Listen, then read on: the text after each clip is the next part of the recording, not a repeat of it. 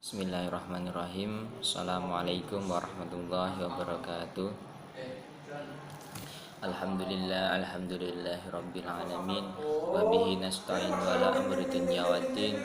Wassalatu wassalamu ala asyrafil anbiya'i wal mursalin sayyidina wa maulana Muhammadin wa ala alihi wa sahbihi ajma'in. Amma ba'du. Yang kami hormati dosen pengampu mata kuliah dasar-dasar kewirausahaan, dan tak lupa teman-teman mahasiswa-mahasiswi yang berbahagia. Di sini kami akan mempresentasikan kelompok 5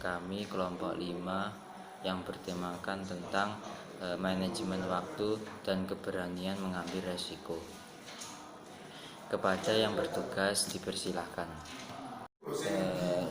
Di sini saya akan menjelaskan terkait pengertian manajemen waktu. Manajemen waktu sendiri yaitu pengertiannya adalah kemampuan untuk mengalokasikan waktu dan sumber daya untuk mencapai tujuan suatu pekerjaan.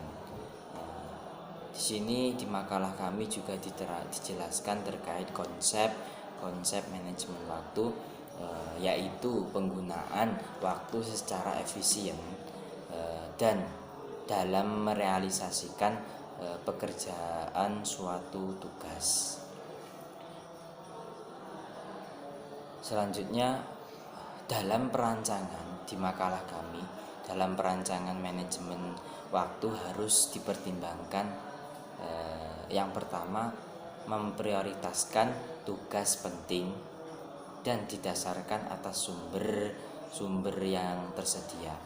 Selanjutnya, yang kedua, mengembangkan perencanaan dan menggunakan waktu yang tersedia dengan cara seefisien mungkin. Yang ketiga, terus memantau gangguan yang terjadi yang mengganggu jalannya suatu pekerjaan. Yang terakhir, yang keempat, mengembangkan efisiensi dan mengurangi tekanan atas jadwal yang telah dibuat, termasuk tekanan kepada para individu yang terlibat dalam suatu proyek atau pekerjaan. Mungkin itu saja, dilanjutkan kepada penjelasan selanjutnya. Materi selanjutnya yaitu keberanian mengambil resiko. Keberanian dalam mengambil resiko dengan perhitungan matang dan optimisme dipengaruhi oleh kepercayaan diri. Kepercayaan diri ini juga terbentuk dari kemampuan dan juga kemandirian seseorang. Dan kemampuan ini dapat diisi dengan pendidikan dan juga pengalaman. Dalam hal ini, wirausahawan yang tidak mau menghadapi resiko akan sukar memulai atau berinisiatif.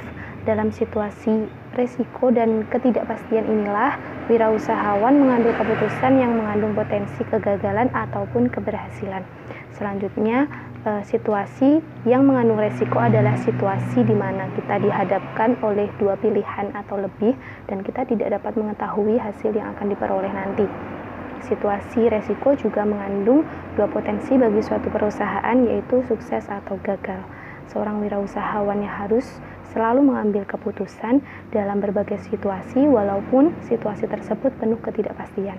Keputusan yang harus dipilih tersebut dapat berupa alternatif yang mengandung resiko atau alternatif konservatif. Tergantung pada daya tarik setiap alternatif, sejauh mana seorang pengusaha bersedia untuk mengalami kerugian, prediksi atas kerugian atau kesuksesan yang akan dialami, dan juga seberapa jauh wirausahawan dapat meningkatkan kemungkinan untuk sukses dan mengurangi kemungkinan gagal. Selanjutnya yaitu kemampuan untuk mengambil resiko ditentukan hal-hal berikut. Yang pertama yaitu keyakinan pada diri sendiri. Yang kedua adalah kesediaan menggunakan kemampuan dalam mencari peluang dan kemungkinan untuk memperoleh keuntungan. Lalu yang terakhir yaitu kemampuan menilai situasi resiko secara realistis. Pembahasan selanjutnya yakni dalam proses pengelolaan resiko, beberapa langkah-langkah yang harus dilakukan, yakni yang pertama mengidentifikasi tujuan yang akan dicapai dari pengelolaan resiko. Yang kedua, mengidentifikasi kemungkinan terjadinya kerugian. Langkah ini bisa dikatakan langkah yang paling sulit, tapi juga langkah yang paling penting, karena keberhasilan pengelolaan resiko tergantung pada identifikasi ini. Yang ketiga, yakni mengevaluasi dan mengukur besarnya kerugian. Di antaranya yang diukur itu yang pertama, besar kemungkinan kerugian dalam satu periode. Terus bisa juga dengan yang diukur itu besarnya akibat kerugian terhadap keuangannya perusahaan.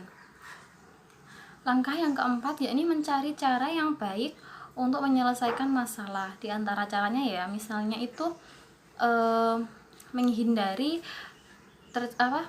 kesempatan terjadinya kerugian. Terus bisa juga dengan mengalihkan atau memindahkan kerugian potensial kepada pihak lain, atau bisa dikatakan itu diansuransikan. Terus langkah yang kelima, mengimplementasikan keputusan yang telah diambil dan telah disepakati oleh seluruh anggota karyawan atau anggota perusahaan. Terus langkah yang terakhir itu mengadministrasikan, memantau dan mengevaluasi terhadap implementasi dalam penanggulangan risiko tersebut. Karena kenapa perlu diadministrasi, dipantau dan dievaluasi, karena apabila dalam sebuah perusahaan itu kondisinya berubah, maka pasti penanggulangannya juga akan berubah. Nah, hal itu harus dilakukan. Setelah kita mengetahui langkah-langkah dalam proses pengelolaan risiko, selanjutnya seorang wirausahawan itu harus mempunyai sifat tanggung jawab. Nah, tanggung jawab terhadap apa? Yaitu tanggung jawab terhadap keputusan yang telah dibuat atau yang telah diambil tadi. Terus ada beberapa hal yang harus diperhatikan dalam bertanggung jawabannya seorang wirausaha tadi. Yang pertama, yakni konsep tanggung jawab. Konsep tanggung jawab ini merupakan wewenang yang diemban oleh wirausahawan tadi. Kan pastinya dalam sebuah perusahaan, seorang wirausahawan itu memiliki wewenang seperti tindakan, terus perbuatan atau aktivitas dalam perusahaannya itu. Terus yang kedua, mengembangkan ide-ide kreatif. Terus yang ketiga, melaksanakan perubahan.